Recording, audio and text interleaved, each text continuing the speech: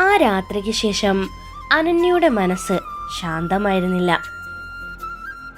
എനിക്ക് നിന്നെക്കുറിച്ചൊരു കരുതലുണ്ട്. ആര്യൻ പറഞ്ഞ ആ വാക്കുകൾ വീണ്ടും വീണ്ടും അവളുടെ മനസ്സിൽ മുഴങ്ങിക്കൊണ്ടിരുന്നു.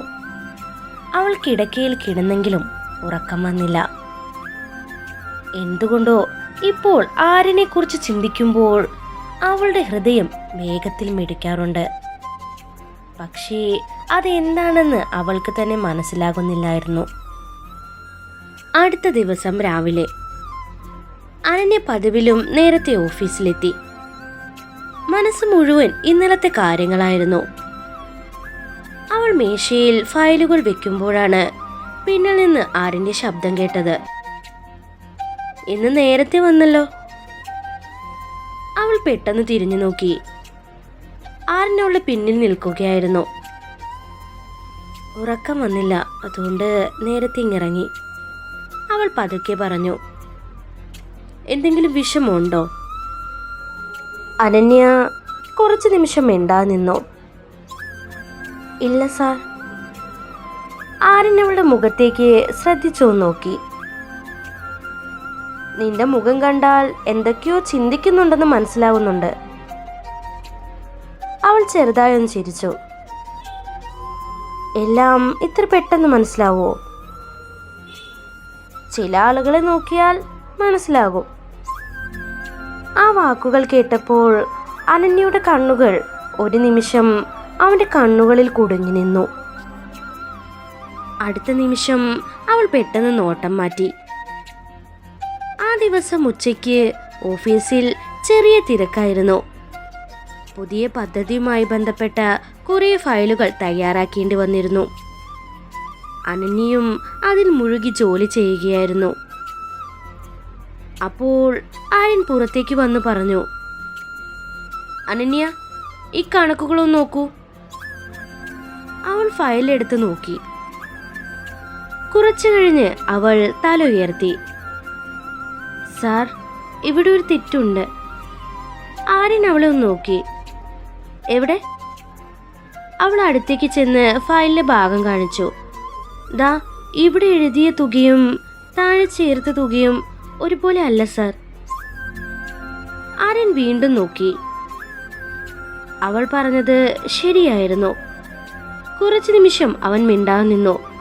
പിന്നീട് ചെറിയൊരു ചിരിയോടെ പറഞ്ഞു. നന്നായി ശ്രദ്ധിക്കുന്നുണ്ടല്ലോ.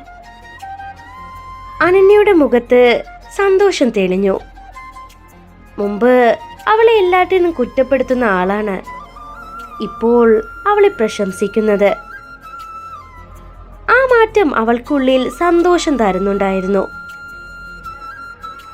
വൈകുന്നേരം ഓഫീസിൽ എല്ലാവരും ജോലി ചെയ്തുകൊണ്ടിരിക്കുമ്പോൾ നന്ദിത ആര്യന്റെ മുറിയിലേക്ക് വന്നു. എനിക്ക് കുറച്ച് സംസാരിക്കാനുണ്ട്. പറയേ. നന്ദിത വാതിലടച്ചു. നിനക്കിപ്പോ എന്താണ് സംഭവിക്കുന്നത് ആര്യ? ആര്യ നെറ്റി ചുളിച്ചു. എന്താ നീ ഉദ്ദേശിക്കുന്നത്? അനന്യ വന്നതിന് ശേഷം നീ ആളാകെ മാറിപ്പോയി. ആര്യൻ ശാന്തമായി അവളെ ഒന്ന് നോക്കി. മനുഷ്യൻ മാറുന്നത് സ്വാഭാവികമാണ്. പക്ഷേ നീ ഇങ്ങനെ ആരോടും അടുക്കാറില്ലല്ലോ. അത് എന്റെ കാര്യം. നന്ദിതയ്ക്ക് ദേഷ്യം വന്നു. നിനക്ക് അവളോട് ഇഷ്ടമാണോ? ആ ചോദ്യം കേട്ടപ്പോൾ ആര്യൻ കുറച്ചു നിമിഷം മിണ്ടാ നിന്നു. കാരണം അവനും അതേ ചോദ്യം സ്വയം ചോദിച്ചുകൊണ്ടിരിക്കുകയായിരുന്നു. പക്ഷേ മറുപടി അവന് തന്നെ വ്യക്തമല്ലായിരുന്നു. നന്ദിത, ഓഫീസിൽ ജോലി സംബന്ധമായ കാര്യങ്ങൾ മാത്രം സംസാരിക്കേ. അവന്റെ ശബ്ദം വീണ്ടും കടുപ്പമായി. നന്ദിത ഒന്നും പറയാതെ പുറത്തേക്ക് നടന്നു. പക്ഷേ അവളുടെ മനസ്സിൽ അസൂയ നിറഞ്ഞിരുന്നു. അതേസമയം പുറത്തിരുന്ന അനന്യയ്ക്ക് നന്ദിതയുടെ മുഖം കണ്ടപ്പോൾ എന്തോ പ്രശ്നമുണ്ടെന്ന് മനസ്സിലായി.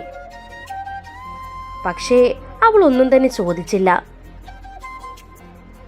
കുറച്ചു കഴിഞ്ഞ് ആര്യൻ പുറത്തു വന്നു. അനന്യ, നമുക്കൊരു സ്ഥലം വരെ പോകണം. ഇപ്പോൾ തന്നെയോ? അതെ. അവൾ വേഗം ഫയലുകൾ എടുത്ത് അവന്റെ പിന്നാലെ നടന്നു. കാറിൽ പോകുന്നതിനിടെ അനന്യ ചോദിച്ചു,